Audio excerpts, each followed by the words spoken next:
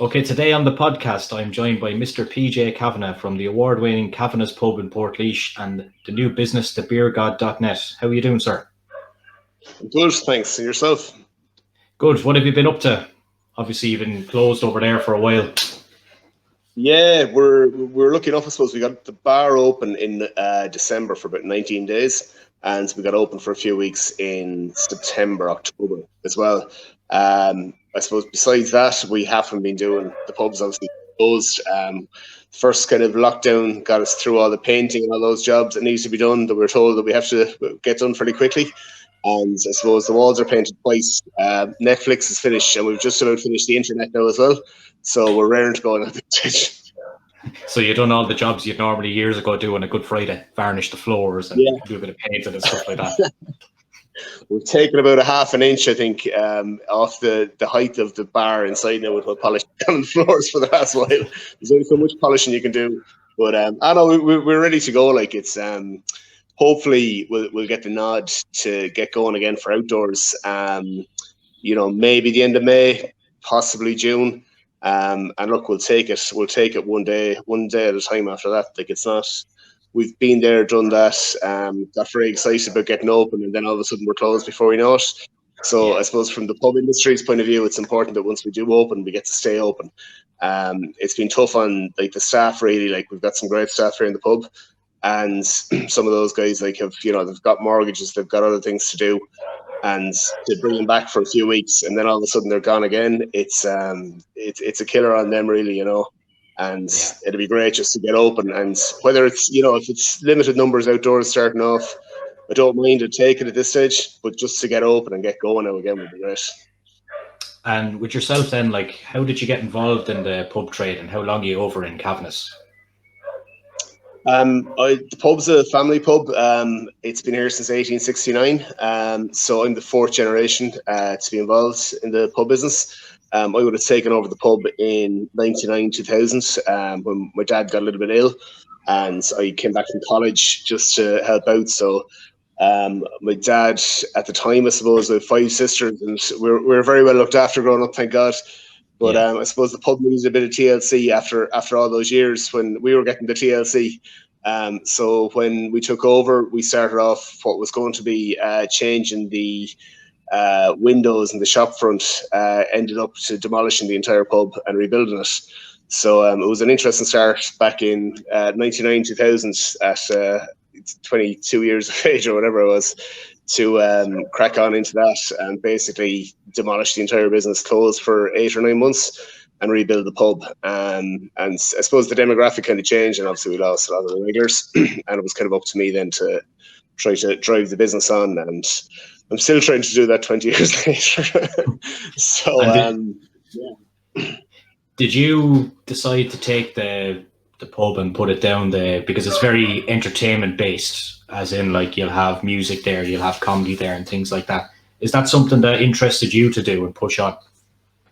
Yeah. When I was in college in Dublin, I just loved the social life of it, like most third level students. Yeah. I love getting up to, say, the International Bar in Dublin. I love getting to Whelan's. I love getting to all those places and experiencing, I suppose, entertainment, live entertainment. And I suppose I always had a draw for music and for comedy. And I suppose once I got to Dublin, it was one of the first things that I did when I was in college was to get out and see the different places and experience it. And that's kind of where, even sitting in the International Bar one night listening to Ardal O'Hanlon and going, geez, wouldn't it be great now to have that in Kavanaghs? I wonder, would there be an appetite in the Midlands for something like this, or in Portlaoise even? So that's kind of where the comedy thing really came from. We started the first comedy club in 2002 on September the 11th. And the first group we had in was a crowd called Flight of the Conchords, who have gone on to be mega stars. They were up for the Perrier Award at the Edinburgh Festival that year, and they came across to Ireland and happened to, do a couple of shows around the country, and we were lucky enough to get them. And it was a phenomenal night. We had upstairs bar at the time, held 60 people, sold out on a Thursday night. Thought, this is unbelievable. I'm a fucking genius now. Look what I'm after doing. We're going to have another comedy club in 2 weeks' time, and 2 weeks later we had a comedy club and we had 3 people at it. And the reality wasn't long setting in what you needed to do in the entertainment business. It wasn't all a bed of roses. But look, it's enjoyable. I love doing that sort of stuff. I love people coming in and enjoying themselves and having a good night, and getting to see something that you might not necessarily see. Yeah, and there's always kind of a wide variety kind of for everyone over there, like, from all genres. Is there anything that stands out for you saying that was my favorite night, or any memorable gigs that you've had there over the years? There's been a few weird ones, like in terms of comedy, there's been we've had every Irish comedian has played here. Just before we closed last year, we finished up with a run of Des Bishop, Neil Delamere, Tommy Tiernan, and David Doherty in January and February, which, the four of the biggest names in Irish comedy over the last 3 decades. And we wrapped up with those basically just pre-COVID, and like to finish. When I was just looking back at it, I said, "Jesus, that's a fair lineup for a pub with 100 seats in it upstairs or whatever." No, like you get back to the time like Kevin Bridges arrived down doing a sports lot years ago with Aidan Bishop, Des' brother. And he was in behind the bar pulling pints, and got to know him, met him a good few times after it. The last time he was up in the Olympia, but he did 7 nights in the Olympia. We got up to one of the shows, met him afterwards for a few pints again. Great crack, like, you build up some great friendship out of it. And a lot of the guys forget about you and whatever else. It's only another gig, really. But you try to make it, memorable to the act as much as you can to the audience as well. In terms of the pandemic hitting, like, you guys obviously had a full calendar for the year, because I think before I think Colin got back to me with a night in December or something like that, maybe November. Is your business strategy changed with what's happened in the pandemic? Because of, like, obviously there's musicians that me and you know that haven't been working in over 400 days as well. And those guys don't seem to know or think that they're going to be back to work anytime soon. Are you worried about the music scene in Ireland, I suppose? Yeah, absolutely. You're bang on. Like, we generally have our calendar in normal times more or less a year in advance, picked out the big dates.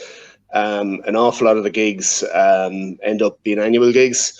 So even I could tell you, if we're open now for we've got for this year, we've got a good few gigs booked in already for November, December, and I'd be confident that they'll go ahead, whether it's at full capacity or limited capacity, I don't know.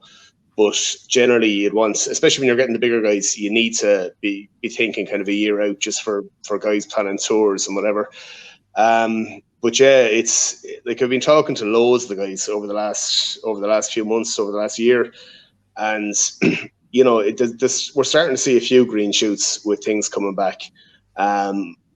There's a good few of the venues got together, I suppose early last year, that make up the Irish tour as such, for a band going around from all your different venues, from say the Spirit Store all the way down to Wexford, Cork, Galway, back up.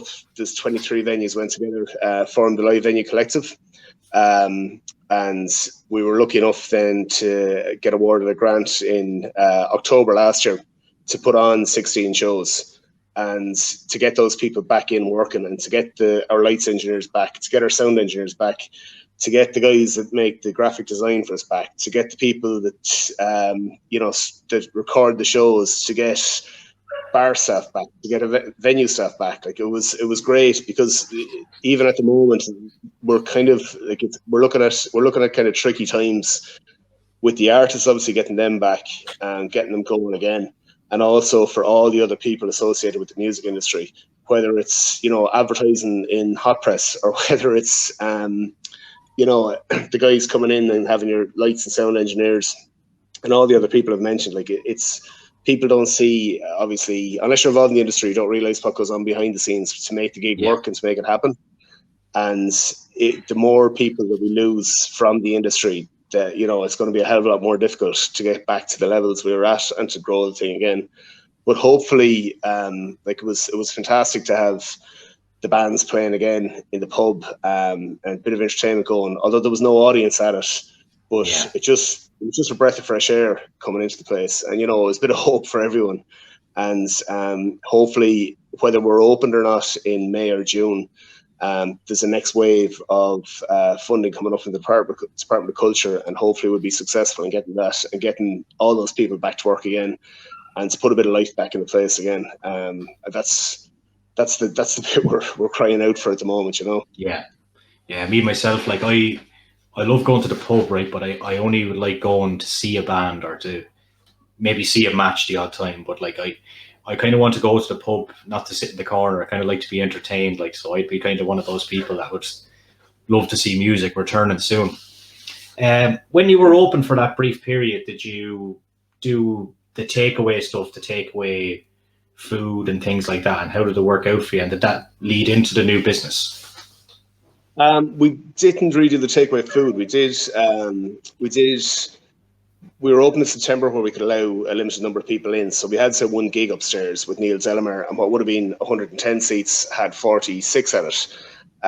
So that was good, you know. It was great to get that back. Neil was delighted with it. Went pretty well.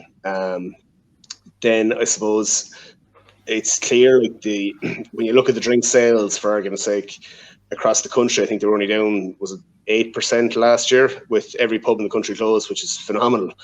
And I suppose it's to do something and to get your head thinking and challenge yourself, I suppose, to get some sort of business going. And I suppose we kind of spotted a little bit of a gap in the market. And we're just at its infancy kind of now at this stage, just getting it going. But it's interesting, like we basically have a kind of a countertop unit, blade unit it's called, that we import from Europe from suppliers, and little 8-litre kegs of Heineken, Moretti at the moment, and we're expanding that range as well. So you get 14 pints out of the keg. You can put it sitting on your kitchen worktop, the same as you put it in a coffee machine, and say an espresso machine, and put your keg into it. It'll last for a month. 14 pints in it. It's not going to be causing any house parties. It's not going to be causing anything major, you know. It's just a few pints if you feel like it, and you're getting the quality of a pub pint in your own house. And so we got the website set up there, and we're delivering to all corners of Ireland at the moment. Went well. The machine sold out the first day they went on sale. The first batch we have, and we're waiting on the next batch to arrive in from Europe in the next week or two. So hopefully that'll kick on, and it's a business that will probably last post-pandemic as well. And that's kind of the way we wanted to build it.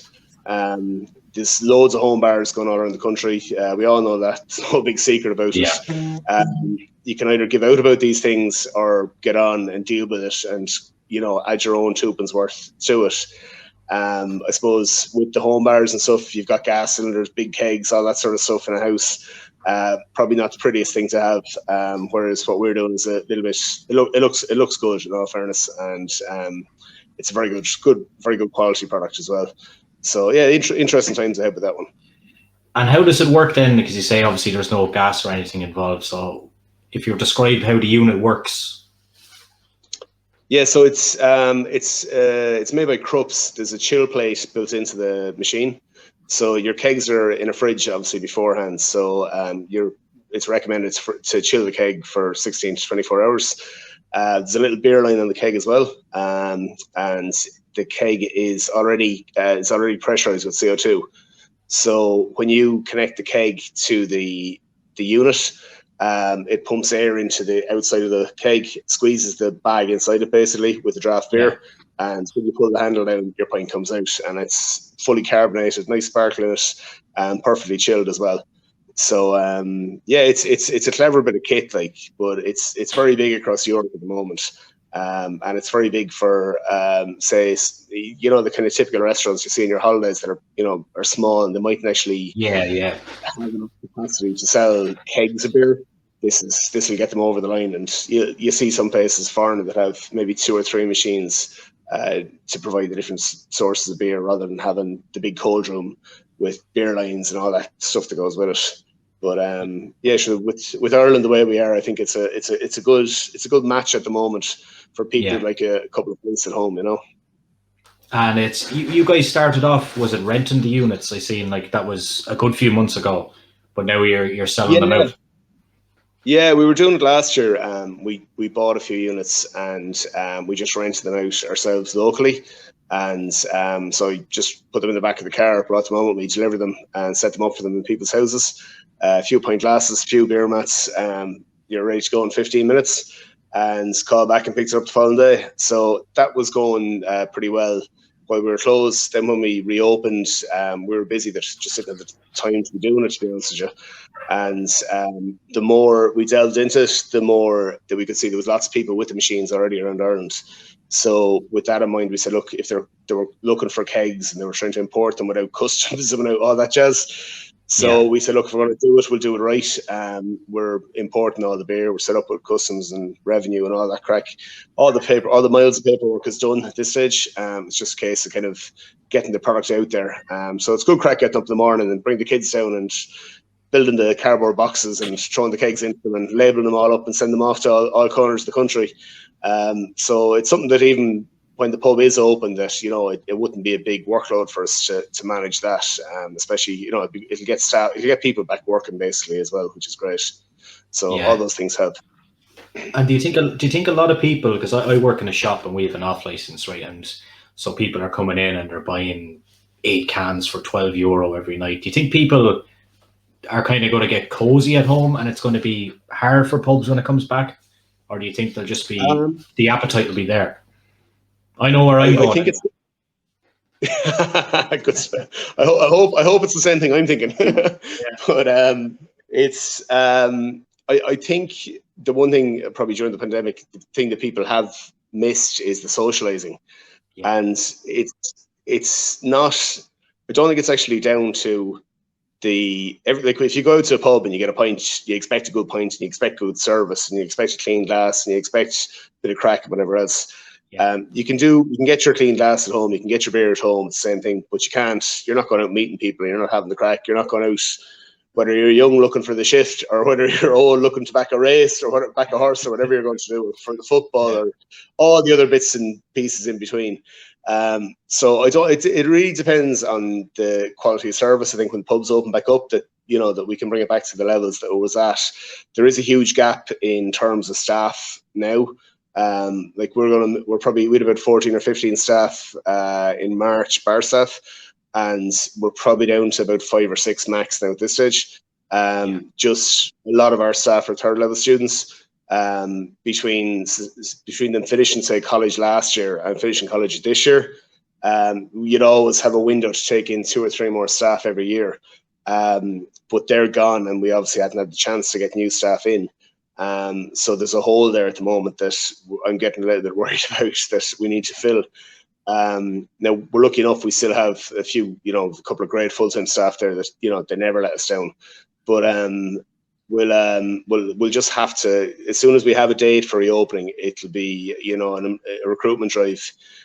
Get people in, get them trained up as quick as possible, and hopefully we'll be able to bring the levels of service back up that makes what we're offering appealing to customers to come back in. I'm confident that music is going to play a big part of that. We've got gigs booked at this stage. We're chatting with the MCDs and the Aikens. We've got gigs penciled in, as I said, for November, December, that I'm really excited about. A few acts we haven't had before. I think we don't want to put the mockers on it the way we've just fed up putting up cancelled and postponed and faking stuff for the last I don't know how long. But we just kind of want to if we can get going and get the wheels moving again. I think it's an exciting time. I'm certainly excited about it anyway, and I'm looking forward to getting my hands dirty and getting back into it. And I think people are crying out for events like, whereas in Portlaoise, traditionally, as you would have seen yourself, Friday and Saturdays are big nights out.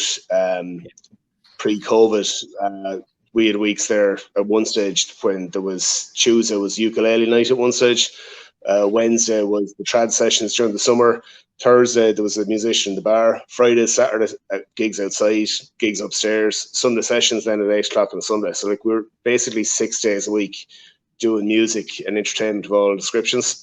And I can see that coming back, to be honest with you, because there is a demand there, and I would be confident that people will return, that they want to get out and they want to experience live music, entertainment, crack, sports, matches, all those things, and a few pints, and feel safe.